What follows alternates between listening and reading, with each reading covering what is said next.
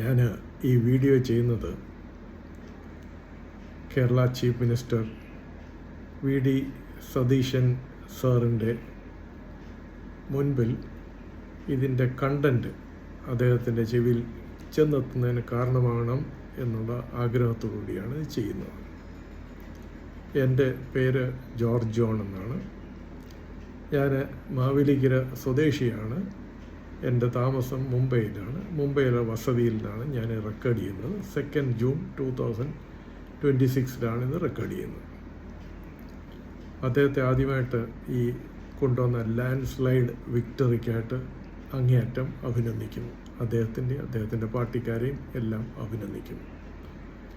അതോടൊപ്പം കേരളത്തെ ഭരിച്ചിരുന്ന പല മുഖ്യമന്ത്രിമാരെയും അപേക്ഷിച്ച് അച്യുതമേനോൻ അദ്ദേഹം, ഉമ്മൻചാണ്ടി അദ്ദേഹം, ഇവരെക്കാളൊക്കെ അധികമായിട്ട് വലിയ നല്ലൊരു ഭരണം കേരളത്തിന് കാഴ്ചവെക്കട്ടെ എന്ന് ഞാൻ ആശംസിക്കുകയും ചെയ്യുന്നു. എനിക്ക് അദ്ദേഹത്തോട് പറയാനുള്ള ഒരു കാര്യം, പല നല്ല കാര്യങ്ങളും സാറിൻ്റെ മധ്യത്തിലുണ്ടെന്ന് എനിക്കറിയാം. അതിലൊന്ന് വയോധികരോടുള്ള കരുതലുകൾ, പിന്നെ അതുപോലെ സ്ത്രീജനങ്ങൾക്കുള്ള യാത്രാ ഫ്രീഷിപ്പ്, പെൺകുഞ്ഞുങ്ങൾക്ക് പഠനത്തിനുള്ള പ്രോത്സാഹനം, ഇതെല്ലാം വളരെ നല്ല നല്ല തോട്ട്സാണ്. അതിനെ ഞാൻ ആദരിക്കുന്നു.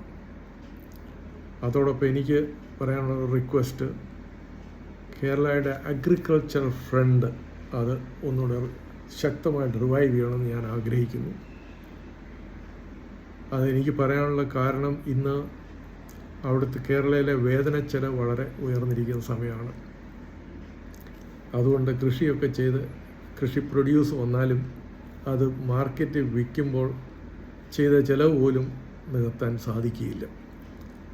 അതുകൊണ്ട് എനിക്ക് പറയാനുള്ളത്, അവിടുത്തെ മതിപ്പ് വില, അതായത് ബേസ് പ്രൈസ് വളരെ നല്ലവണ്ണം ഇൻക്രീസ് ചെയ്ത് ഈ അഗ്രികൾച്ചർ പ്രൊഡക്ഷൻ ഒരു കൊമേർഷ്യലി വയബിൾ ആക്കണം.